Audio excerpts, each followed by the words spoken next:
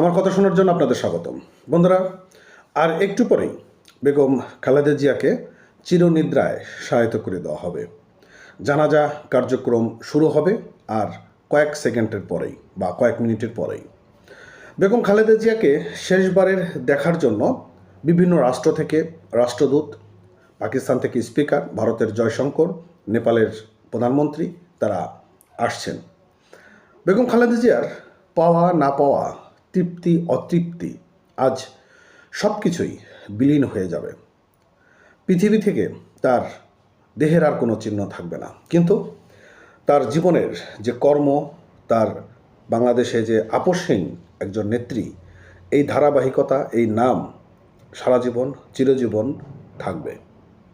বন্ধুরা, আপনারা জানেন বেগম খালেদা জিয়া তিনি জিয়াউর রহমানের সঙ্গে বিয়ের পর থেকেই উনি জীবনে অনেক স্ট্রাগল করেছেন, অনেক তার জীবনে ধকল এসেছে, অনেক ফেস করেছেন তিনি বিপদের মুখোমুখি। সব কিছুর বিপদের মুখোমুখি থেকেই তিনি পরিত্রাণ পেয়েছেন।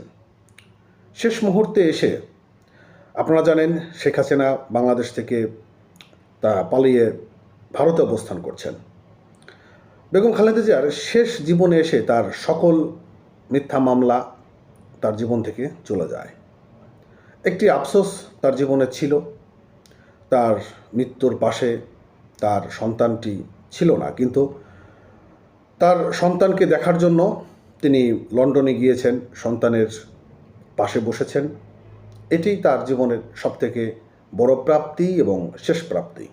আজ তার জানাজায় লক্ষ লক্ষ মানুষের উপস্থিত, এবং তার এই লক্ষ লক্ষ মানুষের উপস্থিতি বলে দেয় তার জীবনে কতটুকু পাওয়া ছিল, জীবনে কি প্রাপ্তি তিনি পেয়েছেন।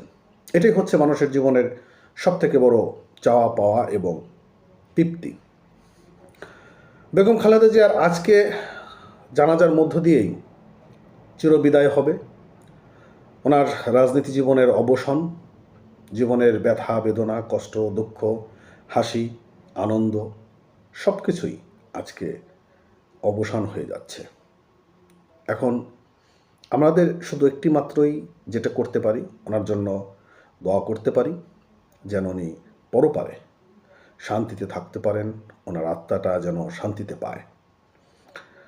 শেষবার হলেও তার সন্তানকে তিনি দেখতে পেয়েছেন। আপনারা জানেন বিগত সরকারের সময় বেগম খালেদা জিয়া তার সন্তানকে 12টি বছর 13টি বছর দেখতে পায়নি। জেল খেটেছেন, জেলের কষ্টর জীবন কাটিয়েছেন, সন্তানের সঙ্গে যোগাযোগ করতে পারেনি, অনেক দুঃখ কষ্ট বেদনা তার মধ্যে ছিল, কিন্তু শেষ মুহূর্তে হলেও তার সন্তানকে তিনি দেখে যেতে পেরেছেন, সন্তানের পাশে গিয়ে বসতে পেরেছেন। এটিই ওনার জীবনের শেষ তৃপ্তি বলে আমি মনে করি।